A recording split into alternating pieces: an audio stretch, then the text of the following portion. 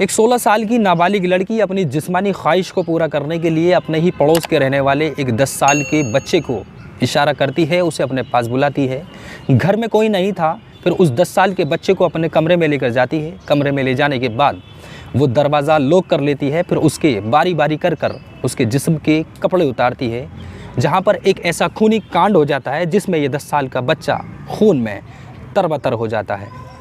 यकीनन पूरी वारदात को सुनने के बाद आपके पैरों तले ज़मीन निकल जाएगी और आप सोचने पर मजबूर हो जाएंगे, क्या कोई 16 साल की नाबालिग बच्ची ऐसा भी कर सकती है। नमस्कार, आदाब, सत्य श्री अकाल। मैं हूं आपके साथ याह्या खान सोज़। मैं बात कर रहा हूं उत्तर प्रदेश के कानपुर के एक गांव की, जहां पर रहने वाला आकाश, जिसकी उम्र लगभग 10 साल है। आकाश अपने ही उम्र के बच्चों के साथ अपने ही घर के बराबर में खेल रहा था। फिर थोड़ी देर बाद आकाश खून में तरबतर तड़पता हुआ अपने घर पर पहुंचता है। घर पे पहुंचने के बाद जैसे ही माँ बाप इसको देखते हैं तो वो भी हैरत में हो जाते हैं। दौड़े दौड़े अपने बच्चे के पास आते हैं, उसे गोद में उठाते हैं और उससे पूछने की कोशिश करते हैं, क्या कोई बाइक वाला या कार वाला तुम्हें मार कर चला गया है।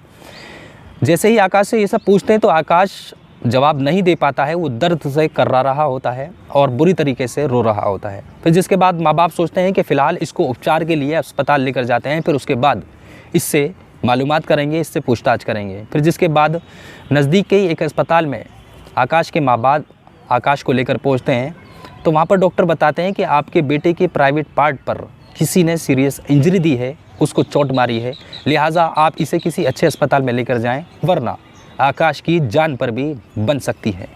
फिर जिसके बाद और भी ज़्यादा चिंतित माँ बाप हो जाते हैं और वो कानपुर के हेडल हॉस्पिटल में लेकर इस बच्चे को पहुंचते हैं।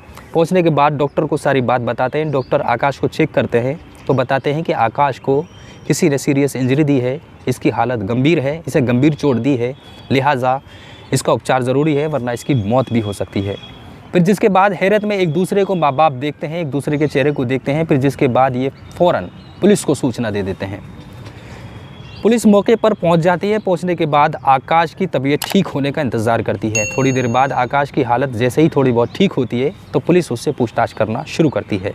तो आकाश बताता है कि मैं अपने घर के बाहर खेल रहा था, हमारे ही पड़ोस की रहने वाली नेहा दीदी ने मुझे आवाज़ दी और आवाज़ देने के बाद मुझसे कहा कि इधर आओ। मैं उनके पास चला गया। जाने के बाद वो मुझे अपने रूम में लेकर चली गई और उन्होंने अपना दरवाज़ा बंद कर दिया। मैं सोचने लगा कि शायद कोई सामान उठवा रही होंगी या फिर मुझसे कोई सामान मंगाना चाह रही होंगी।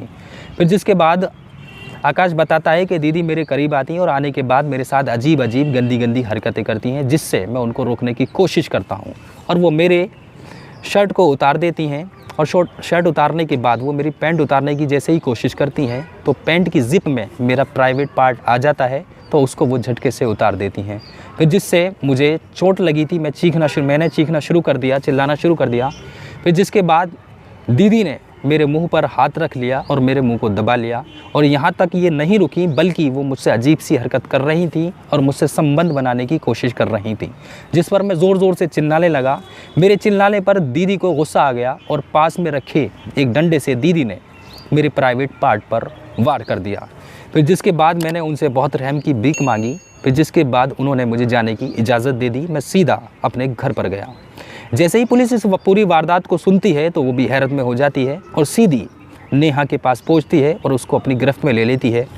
और गिरफ्त में लेने के बाद नेहा से पूछताछ करना शुरू करती है तो नेहा अपने जुर्म को, अपने गुनाह को कबूल कर लेती है। वो कहती है कि मैं आकाश को बहुत पहले से पसंद करती हूँ, वो मुझे अच्छा लगता था और इसके साथ में संबंध बनाना चाहती थी। फिर जिसके बाद पुलिस का कहना है कि ये जो है नाबालिग है, इसलिए पोस्को एक्ट सेक्शन 8 के तहत अंतर्गत इसके ऊपर कार्रवाई की जाएगी। दोस्तों, अब आप हमें कमेंट सेक्शन में कमेंट कर बताइएगा आप इस पूरी घटना को किस नज़रिए से देखते हैं और आपकी इस बारे में क्या राय है। और ऐसा भी हो सकता है कि आकाश की हालत गंभीर थी और उसकी मृत्यु भी हो सकती है। आप पूरी घटना को किस नज़रिए से देखते हैं, आप हमें कमेंट सेक्शन में कमेंट कर ज़रूर बताइएगा। इस घटना को सुनाने का उद्देश्य किसी का दिल दुखाना नहीं है, किसी को ठेस पहुंचाना नहीं है, बल्कि आप सभी को सचेत करना है।